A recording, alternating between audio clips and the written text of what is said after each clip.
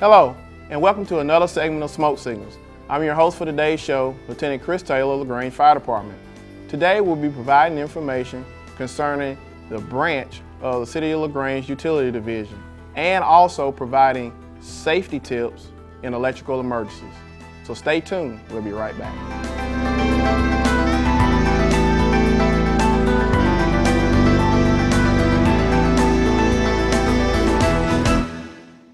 Hi, I'm Captain Dennis Knight with the Troup County Fire Department here with a few thunderstorm safety tips. If you can hear thunder, you're close enough to a storm to be struck by lightning. Last year in Georgia there were more lightning-related fatalities than any other state. It's very important that we take thunderstorms seriously. When a thunderstorm approaches, you need to take shelter immediately in a sturdy building. Avoid using corded phones and electrical appliances. For more information on thunderstorm safety, please visit ready.ga.gov.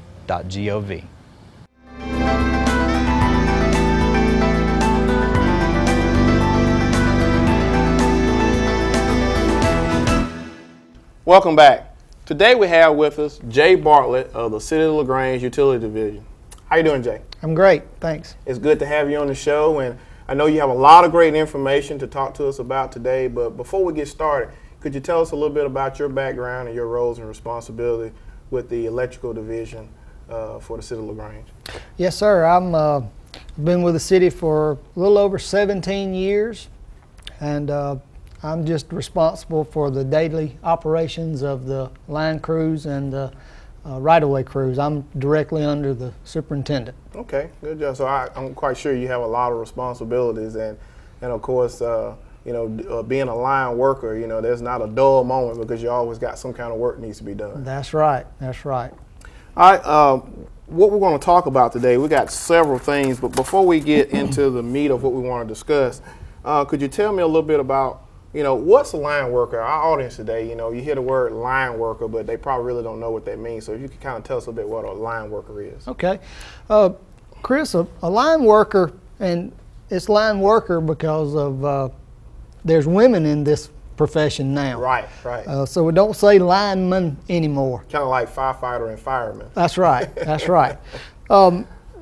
It's a trade where they construct and maintain power lines, or actually distribution and or transmission power lines. Okay.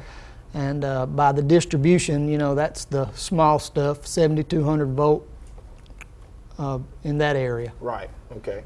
And as far as being a line worker, I'm quite sure you have to stay in pretty good physical condition because you're dealing with all sorts of elements, weather, temperature, rain, and all sorts of things. So I'm quite sure that physical fitness is a very important part of what you do as a line worker as well. It is. We're very active throughout the day, from climbing poles to climbing up in the trucks and the buckets. And, right. So we're physically active all day long. Okay, good deal. Now we talk about line workers. Let's talk about some protective equipment that a typical line worker must have. Just the basic equipment each line worker is assigned to them. Could you kind of elaborate on that a little bit? Okay. Well, there's several things, Chris, that we use every day in working live line, and we use our hard hats, okay. Of course, and then safety glasses, and also we have our FR clothing. That's actually new to the industry in the last 4 or 5 years, okay. And shirt and pants. And then we have our rubber gloves, our actually tested rubber gloves. Okay. And as far as the gloves are concerned, what is the typical voltage that those gloves are tested for when you're working? Well, these gloves, Chris, are tested for 20,000 volts. Okay. But we only work 12,470, which is phase to phase, or 7,200 phase to ground. Okay. We work that daily. Okay. All right. So it's safe to say that you can't go take a pair of old rubber gloves from Home Depot or somewhere like that and go out there and start messing with electrical stuff. No, sir. Not at all. Not at all. Not recommended. Okay. Now, typically when a line worker, put all his equipment on, generally about how much does that weigh? Do you know? 10 pounds at the very most. You know, it's not heavy. But of course, when it rains, you know, it does double. Right, right. and of course now, Chris, I failed to mention our shoes. These are our rubber overshoes, and we use those when we're setting poles and walking into the electrical power substations. Okay, all right. Now, let's talk about training. You know, what is the training like for a line worker? You know, the hours of training and things of that nature. Well, a lot of it, Chris, back in years past, a lot of it was on-the-job training. But now, through the Electric Cities of Georgia, we have a training. It's actually it starts out as an apprentice, and it's 3 years, and you go through. It's a construction lab, a climbing lab, and then a daily operations, or I think it's maintenance lab. Okay. And we go up there at 1 week out of the year for 3 years, and it's about 6,000 hours total. Wow, a lot of hours. And of course they've got correspondence course or books and all that go along with that. And so they're doing book work, and then once a year they go up and do their lab, but throughout the year they're doing book work the whole way. Okay. Is there any driver training involved in that also?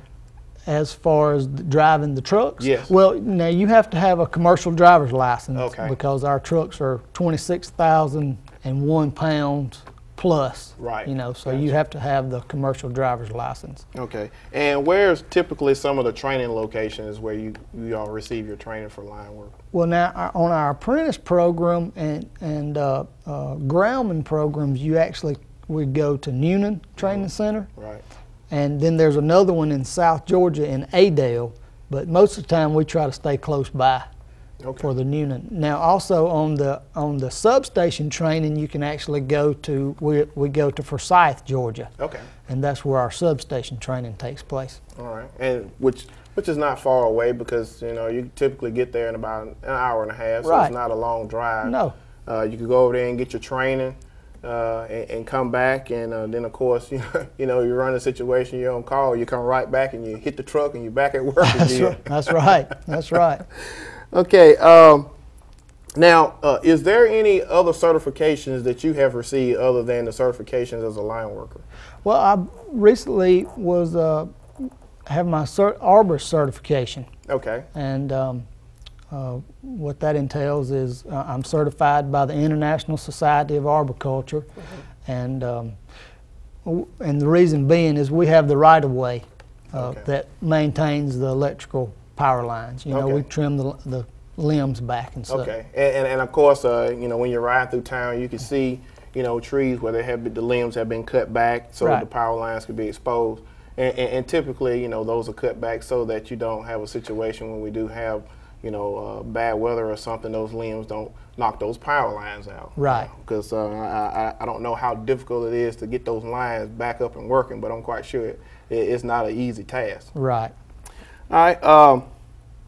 Now, you talked about earlier about networking relationships. Let's kind of talk a little bit about that. You know, what are some networking relationships you all have, and when are opportunities for you all to be called, you know, to assist other municipalities? Okay, we're with the Electric Cities of Georgia, and there's 49 other cities throughout the state, or 48 rather, that are members of the Electric Cities. Okay. And what that entails is, you know, if they have a storm, say in North Georgia, and need help, extra help, besides the ones they've already got, you know, they can call us, and we'll send 1 or 2 crews, you know, to help out and restore power, and in the event of a storm or ice storm or what have you, you know. Right. Now, since we're talking about networking and situations like that, you know, you have winter storms and you have your storms during the summer. What's typically the worst for you all as far as? The ice storm, Chris, is the very worst because, you know, all storms are unfortunate, but the ice storms are typically the worst because the ice is still there. You know, you're actually in the cold. Yeah. And it's freezing. Right. But you know, the tornadoes and all, they're usually gone by the time we get there. Right. So pretty much the weather part of it is not a factor. It's just a matter of going back and patching things together and seeing, you know, what hazards you have and what the priorities are of those hazards versus, you know, in the wintertime, you know, if it's, you know, if you got ice, that ice is going to be around. And if it's snowing, it might be snowing for a while. Right. So, yes, indeed. So I can see where that can be excuse me, can be a headache. Well, one other thing I want to ask, since we're talking about a networking. Now, we have a networking relationship with you all too. Right, we do. A lot of times we may get called out on the scene where there may be a power line down or there may be someone having trouble in their home, and we'll get called. And if it's something, of course we're not electricians, but if it's something that we can see that's a potential hazard, then we will call you all out, you know, because you all are the professionals in that area to come out and take care of the situation. So can you elaborate that relationship that we have? Yes, we, you know, 24/7, you guys get an electrical or fire call usually, and turns out that there's something burning on the stove, and or actually not on the stove, but in the electrical system. Right. And you guys, if the house is actually on fire, of course we need to pull the breaker at the house or pull the meter. And most of the time you guys have already pulled the meter, but then we'll go to the pole and pull the fuse. Right. So it kills the line going from our pole to the house. Right. And of course, like you said, mentioning fires, just about every working fire call that we have, in most cases, you all are called out because we may run a situation where the line may have already disconnected from the house. And, you know, we've always been taught, you know, a line down is always hot. Right. You know, even if there is no power, treat it as if it's hot anyway. Yes. Yes. And in those situations, that's where we have to call you all out to actually go to the pole and actually disconnect the power so that we can safely go inside and continue to try to fight the fire. Okay. All right. Well, we're going to take a quick break. And when we come back, we're going to have more with Jay Bartlett here on Smoke Signals. Stay tuned.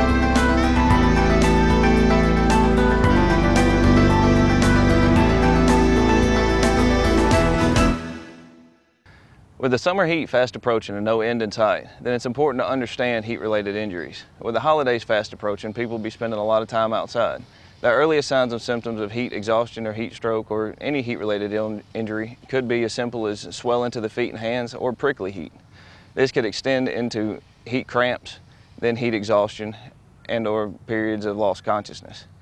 It's important to understand these early symptoms so that it doesn't proceed into heat stroke. Heat stroke can be fatal.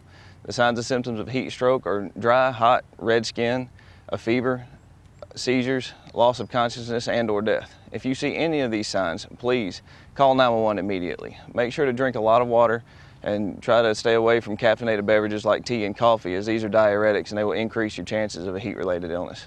We hope that you enjoy your summer and have happy holidays.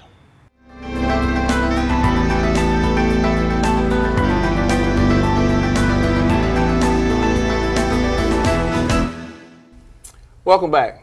Well, Jay, you've provided a lot of information considering what a typical line worker does and some of the responsibilities as a line worker, which is some real great information. A lot of stuff I didn't know, and then of course some things that I did know. But now let's talk about some real safety emergencies that we need to discuss. You know, this year we've had all sorts of thunderstorms that's come through all the way from the spring up until now, and it's been a very active year for you all. It's been kind of active for us too, but even more active for you all. So let's talk about some of the weather-related calls that the electrical department have had to respond to up until this point. Okay, we a lot of it, Chris, is due to the high winds that we've had. Okay. It seems, I don't know, this year seems to be more high winds than anything versus the past couple of years. I've noticed that myself. A lot of times, you could be sitting out, be at home or wherever, and you may have high winds, and when we're talking about high winds, wind gusts, Right. anywhere from 25, 30 miles per hour or more for hours before a storm even shows up. And of course, the winds can do all sorts of damage, just alone.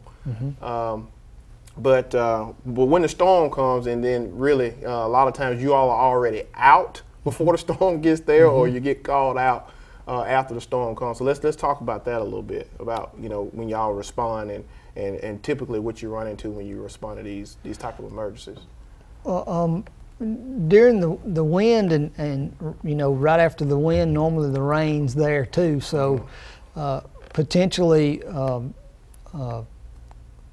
vehicle accidents is a major. Usually, hitting poles and knocking them down and having down power lines, and occasionally you'll have limbs on the line, and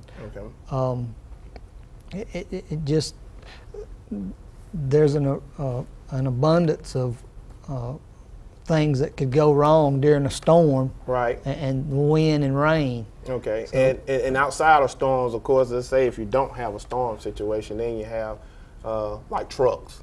And we talked about big trucks coming in, tractor trailers, dump trucks, pulling lines out. You want to talk about that? Yeah, a lot of times, Chris, we'll have a call and they'll say lines down, and we'll go, and a big truck or a dump truck or a tractor trailer is going down the wrong street, that they really shouldn't be on. And the height distance on the lines varies from a state route to just a city street. Right. So a lot of times these big trucks, they're maybe lost, and they're trying to turn around to get back into the right spot. And when they're going around the little small streets, they snag the lines and snatch them down, and then we're called. And a lot of times, it's not always power lines. It's telephone and cable. Right. And that's one of the things that we need to have the public aware of, is not to approach any type of line, whether it be just laying in the street, or if it falls on their car, stay away from it. If you're in your car, stay in your car. If it's sparking, stay in your car. If there's a fire, then you guys will be called. Right. So it's better to avoid all lines if possible. Right. And since we're talking about those lines in general, I mean, and you have different types of lines that can fall. Can you talk about I think there are phases. There are different phases of lines. You got one phase that has a lot more voltage than the other phases and things of that nature. You want to talk about that? Right. Well, typically throughout the city, we've got 3-phase, and sometimes there's even just 2 phases going down, and of course 1 phase. The 3-phase, phase to phase would be 12,470 volts, and then a phase to ground would be 7,200 volts. Right. They're all deadly. 120 volts is deadly. So it's best to avoid all lines. And particularly those lines can cause major fires because of the amount of voltage that they have given out, especially when they're unattended and power still, being generated through them. Correct. Okay. Correct. Now, other types of power outages, and I'm quite sure you all know more about this than we do, because we typically wouldn't be involved in this sense, but vandalism. Can you talk about vandalism causing power outages? Yeah, there's been a wide range of people, or copper theft has been going around throughout the state, and I guess throughout the nation, being that the price of steel and the metals are up. Right. So, it's just dangerous. You shouldn't go in any enclosure around any electrical equipment, and definitely don't put your hands on it. Right. Right. Especially like your power stations, because those stations serve a wide area throughout the community, and if you have someone who's out there, you know, messing around with that kind of stuff and causing, you know, I'm quite sure in most cases hundreds of thousands, maybe even millions of dollars in damage. Right. You know, because somebody just, you know, out there just goofing off and doing, you know, committing a crime basically. Right, right. Well, to add to that, Chris, our substations are now equipped with cameras. So, Okay. So Good. if you're out there trying to do damage or trying to steal our equipment, you're going to get caught. Okay, good, good. All right, now generators. Let's talk about those. In a situation, especially storms, let's talk about the use of generators and how they should be used and what not to do if you have a generator in your home if you're, you know, hooking up, you know, in a power outage situation. Okay. All right.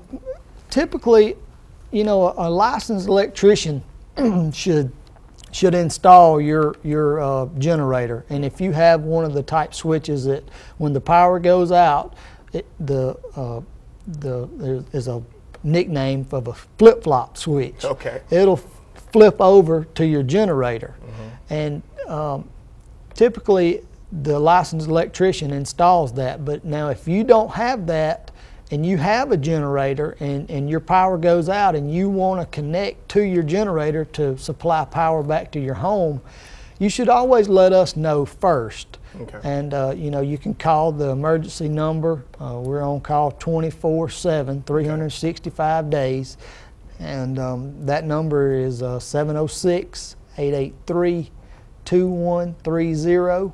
Okay. And somebody will answer the phone, and you know, you just let them know that your power's out, of course, and we'll send somebody out and see what the problem is and hopefully take care of it where you don't have to turn your generator on. Right, and also there's a city website too that they can go to for information if needed. Could you give that number? Yeah, that is Or that website, excuse me. that's LaGrangeGA.org, and it's got valuable information on there. Okay.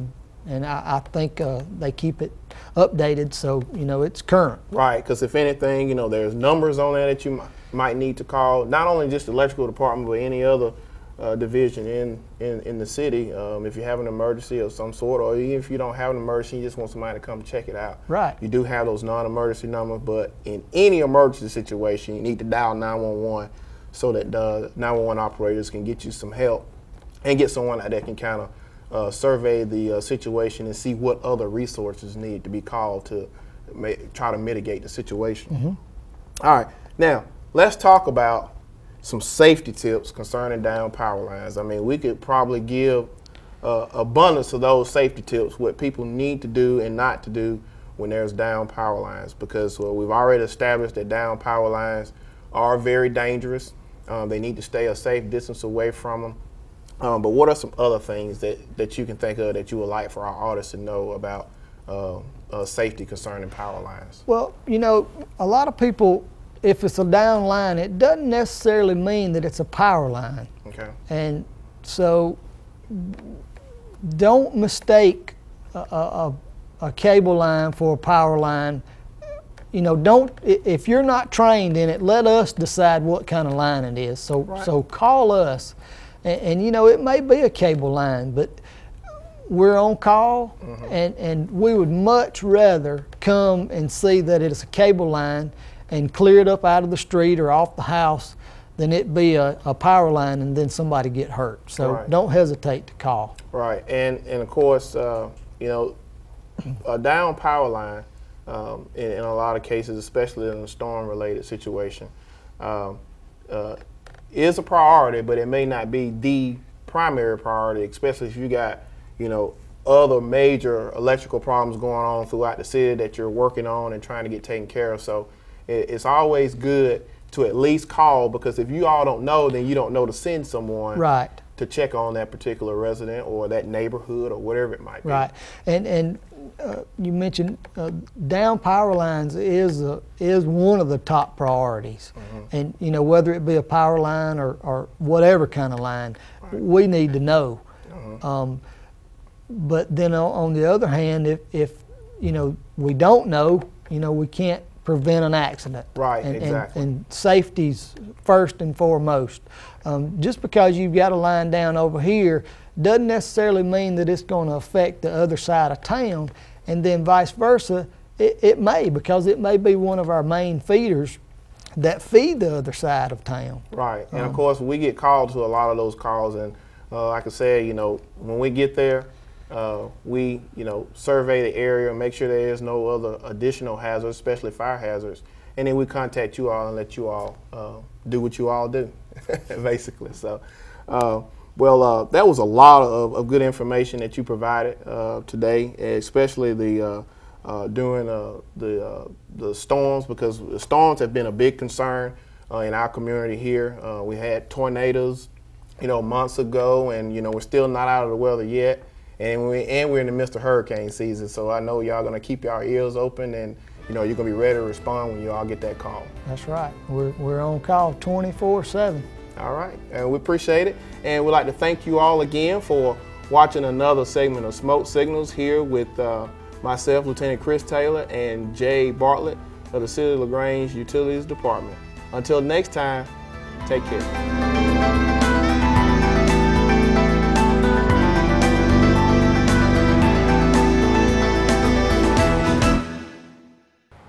Hello, I'm Lieutenant Chris Taylor of LaGrange Fire Department. During the summer season, there are some safety tips to remember. After a thunderstorm, there may be power outages, down power lines, or trees.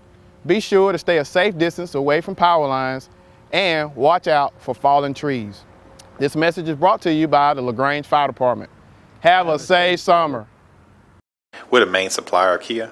We supply 5 modules over to Kia, front chassis, rear chassis, cockpit, FEM, and also front and rear bumpers. Currently right now we have 350 employees. We're also going to try to hire another 120 employees within the next 2 months. One thing with Mobis, we have a lot of containers coming in and out all the time, and in those containers are packaging, which we had a lot of steel and a lot of cardboard. Environment is very important to us, so what we had to do was figure out a way to recycle everything possible. We contacted City of LaGrange, and they basically came in with an engineer, and they drew up a setup where it can make it easier for us to get this cardboard or steel out easy as possible.